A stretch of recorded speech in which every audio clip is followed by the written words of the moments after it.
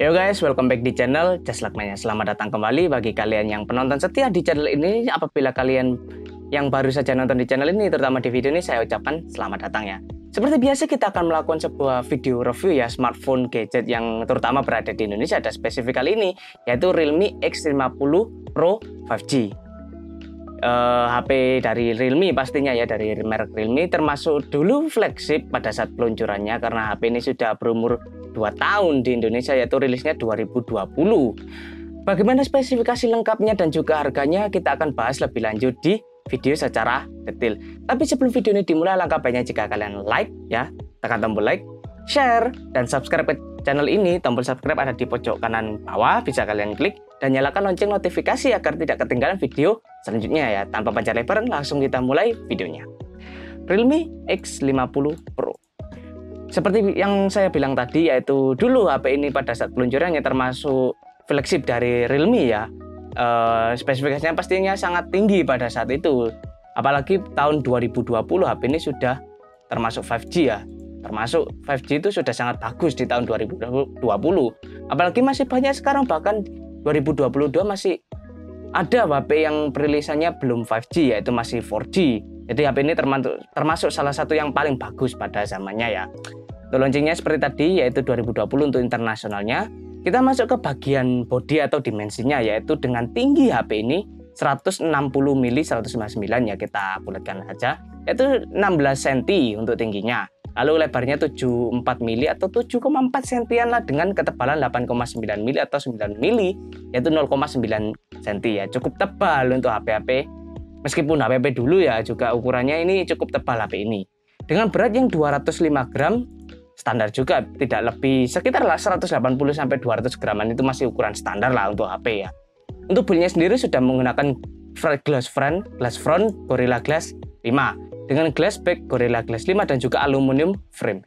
Jadi depan belakang juga sudah menggunakan Gorilla Glass ya, Gorilla Glass 5 pastinya. Itu masih 2 step di bawah yang terkuat saat ini, yaitu Victus, lalu Gorilla Glass 6, lalu yang 5. Jadi HP ini tidak bisa diremehkan soal durability atau ketahanan di drop test atau ya tidak sengaja terbentur atau sebagainya. Mungkin itu merupakan salah satu nilai plus dari sebuah HP ya, tahan banting pastinya. Dengan SIM-nya sendiri single SIM, nano SIM, atau dual nano SIM ya, dual standby. Untuk displaynya sendiri sudah sangat bagus, yaitu tipenya Super AMOLED. Jarang-jarang HP-HP di luar sana yang tahun 2020 ya, kecuali Samsung seperti itu sudah menggunakan layar tipe Super AMOLED seperti itu. Jadi HP ini termasuk yang salah satu yang bagus lah istilahnya. Namun untuk refresh rate-nya masih 90 Hz ya, sudah lama ya. Untuk 120 Hz itu bisa lebih mahal lagi pastinya. Tapi untuk HP ini menggunakan 90 Hz saja ya. Jadi itu ditranslasikan kalian main game, nonton video, atau scroll sosial media, maksimal frame rate per secondnya yaitu ya 90 aja, tidak sampai 120 fps intinya. Untuk layar juga HDR10 Plus ya pastinya, dengan size-nya 6,44 inci, cukup lebih kecil daripada HP standar sekarang, yaitu 6,6 inci ya, ini 6,4 inci. Ya lumayan lah, lumayan kecil dikit. Dengan screen to body ratio sekitar 85%, dengan resolusi layarnya yaitu 1080 x 2400 pixel, cukup standar. Dengan PPI density pixel per incinya, kerapatan pixel per inci yaitu 409, cukup rapat juga. Dengan proteksinya layar yaitu Corning Gorilla Glass 5 seperti tadi ya, depan belakang Gorilla Glass sangat kuat sekali. Untuk platformnya sudah menggunakan Android 10, bisa di-upgrade ke Android 11, mungkin bisa di-upgrade lagi ke Android 12 ya tahun 2022 ini, tapi ya kita belum punya HP-nya, jadi kita belum bisa ngetes. Untuk UI-nya sudah menggunakan Realme UI 2.0, mungkin bisa di-update mungkin kalau sudah ada software update-nya. Dengan chipset yaitu sudah dilengkapi Qualcomm Snapdragon 865 5G 7 nanometer plus. Dengan konfigurasi CPU yaitu octa-core 1x2,84, 3x2,42 dan juga 4x1,8 GHz. GPU-nya juga sudah menggunakan Adreno 650, di bawah yang paling kuat saat ini yaitu 660. Ya cukup bagus juga untuk chipsetnya ini, yaitu dari segi gaming, lalu untuk yang berat-berat aja ya, gaming, membuat video seperti itu, editing seperti itu sudah sangat mumpuni ya. HP ini bisa rata kanan untuk gaming kelas berat, tapi paling banyak mungkin untuk gaming bagi kalian ya. itu sudah bisa gaming kelas berat rata kanan, tapi ya nggak sampai semuanya lah istilahnya untuk gaming konvensional juga. Yang konvensional kayak PUBG, ML, lalu League of Legends seperti itu bisa rata kanan, tapi untuk yang sangat tinggi sekali seperti Genshin Impact seperti itu ya nggak sampai mungkin ya. Mungkin frame rate-nya yang turun seperti itu kalau kalian rata kanan. Untuk memorinya sendiri tidak memiliki card slot ya, SD card nggak punya jadi ya nggak bisa upgrade. Untuk internalnya sendiri sangat beragam variansinya, mulai dari 6128 RAM ROM, 8128, 8256 dan juga yang terakhir 1256. Ini bertranslasi atau bisa diartikan dengan varian harga yang sangat luas juga ya, dari 6128 hingga 12256. Jadi ya bisa menyesuaikan sesuai budget kalian juga lah. Tapi kita bahas harganya nanti di belakang-belakang saja. Dengan kameranya, kuad kamera ya, 64 megapiksel wide, 12 megapiksel telefoto, 8 megapiksel ultra wide, 2 megapiksel depth. Dengan fiturnya yaitu LED flash, HDR panorama, video outputnya 4K 30 60 fps hingga 1080 60 fps gyro EIS. Jadi sudah sangat mumpuni juga kamera dari HP ini dari fitur dan juga kualitas ya pastinya. Dengan menggunakan Snapdragon 865 itu untuk kameranya pasti sangat bagus sekali dibandingkan yang di bawah-bawahnya. Mungkin untuk megapikselnya tidak terlalu wah gitu, masih banyak di HP di luar sana yang menggunakan megapiksel yang jauh lebih tinggi seperti 108 megapiksel kamera utamanya. Tapi ini masih menggunakan 64 megapiksel, apakah enak dipakai? Mungkin bagi kalian yang belum tahu, untuk megapiksel itu tidak terlalu berpengaruh ke hasil output dari jepretan kamera. Jadi dari kalian yang misalnya ingin mengetahui bagaimana kualitas dari kamera HP ini, yaitu bisa cek di Google seperti itu hasil jepretan Realme X50 Pro ini. Tapi kita belum bisa tes ya karena nggak punya HP-nya, bagaimana lagi ya. Tapi dari data yang bisa kita ambil di sini yaitu dengan fitur ya, pastinya dengan fitur jenis kamera yang beragam dan juga pastinya hasil dari jepretannya yaitu sangat bagus sekali. Realme X50 Pro ini pastinya. Dengan selfie kamera, jarang-jarang ya selfie kamera ini dual selfie kamera, 32 megapiksel dan juga 8 megapiksel ultra wide. HDR fiturnya dengan video outputnya 1080 hingga 120 fps.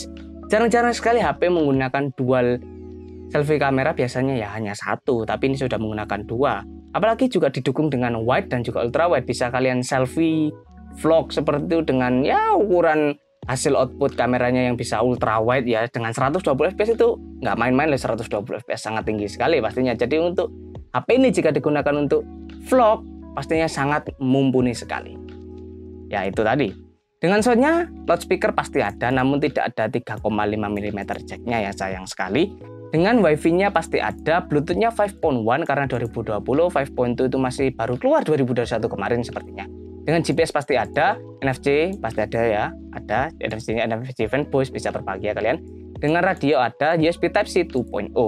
Lalu fitur lainnya yaitu fingerprint under display optical bagian layar bagian bawah ya. Dengan akselerometer gyro proximity kompas cukup standar. Dengan baterai yang cukup sedikit yaitu 4200 mAh ya, mungkin ini agak minusnya dari HP ini ya, nanti kita bahas lebih lanjut. Non-removable, fast charging 65 watt 100% dalam 35 menit atau setengah jam. Oke, itu seperti itu tadi. Oh ya, untuk HP ini di Google, di internet dihargai dengan harga 7 juta mungkin yang paling murah, 7 jutaan. Berarti 7 juta lebih, 7 jutaan paling murah hingga 10 juta. Yang paling mahalnya di internet bisa kalian cari. Jadi HP ini merupakan flagship. Pada tahun 2020 keluaran flagshipnya Realme, tapi pada sekarang mungkin karena sudah lama harganya turun sekitar beberapa juta, yaitu versi paling murahnya sekitar 7 jutaan. Kalian bisa mendapatkan HP dengan layar yang cukup bagus yaitu Super AMOLED 90Hz ya, yang tadi HDR10+, lalu dengan chipset yang cukup tinggi juga yaitu 865 7 nanometer plus. Oke, seperti itu. Lalu kameranya, main kamera hingga selfie kamera, quad kamera di bagian main dan dual selfie kamera dengan fitur kualitas dan juga megapiksel, lalu ya video outputnya juga sangat bagus sekali. Jadi kalian mau record, selfie, vlog seperti itu, konten creating, sangat mumpuni sekali. Dengan harga segitu ya pasti bisa lah istilahnya. Lalu untuk variasi memori internal RAM ROM dari 6128 hingga 12256 seperti itu ya. Ya 12256 seperti itu, kalian bisa mendapatkan ya harga yang sangat rentang panjang sekali ya, rentang harganya lebar sekali, bisa kalian sesuaikan dengan budget kalian masing-masing. Namun untuk segi minus dari HP ini yaitu bagian baterainya 4200 mAh. Kenapa nggak 5000 mAh? Saya juga nggak tahu. 4200 mAh apalagi ukuran thread dari HP ini yaitu 7 nanometer itu agak besar dikit ya, mungkin tidak sebesar 8 atau 9, tapi karena menggunakan 4200 jadi HP ini tidak bisa diharapkan untuk bertahan sangat lama. Mungkin untuk 7 nanometer baterai thread yang ukuran 7 nanometer, kebanyakan baterai HP-HP di luar sana menggunakan 5000 mAh, jadi agak lebih panjang dikit usia baterainya atau lama HP-nya ya pastinya. Tapi ini sudah 7 nanometer cuma 4200 di bawah standar sekarang yaitu 4500 hingga 5000 mAh. Jadi kita bisa harapkan bahwa HP ini tidak terlalu bertahan lama untuk penggunaannya ya. Tapi tergantung penggunaan juga, apakah kalian menggunakan secara maksimal, yang pasti kalau maksimal gaming ya itu menggunakan baterai yang sangat banyak, jadi nggak tahan lama ya. Tapi untuk yang penggunaan biasa bisa bertahan lama juga ya, mungkin beberapa jam, 4, 5, 6 jam lah seperti itu, atau 7, 8 kalau nggak dipakai seperti itu ya. Apalagi kalau ngecas cuma setengah jam lah, 0 sampai 100%, jadi itu juga nilai tambah ya, seperti menutupi kekurangannya. Jadi seperti itu sebuah ringkasan dari review HP ini, yaitu pertama dari layarnya sangat bagus, chipsetnya sangat bagus, variasi RAM sangat bagus, kameranya juga sangat bagus dari selfie kamera hingga main kamera. Tapi untuk baterainya mungkin agak ya gimana gitu, agak minus lah. Jadi untuk jika dibilang HP ini masih worth it dibeli, masih sangat worth it. Tapi buat kalian yang bisa menerima kekurangan dari baterai ini ya, ini sangat worth it untuk bagi kalian, atau sekedar menambah informasi atau referensi seperti itu. Oke, sekian video review dari Just Luckman ya. Terima kasih buat kalian yang sudah nonton dan support terus ke channel ini dengan like, share, dan subscribe, dan nyalakan lonceng notifikasi agar tidak ketinggalan video selanjutnya. Terima kasih buat kalian yang terus support ya untuk menjadikan channel ini menjadi channel review yang salah satu yang terbaik di Indonesia. Semoga yang terbaik ya di Indonesia ya. Oke, seperti itu saya Lukman, host kalian hari ini, pamit undur diri. Sampai jumpa di video selanjutnya. Bye bye.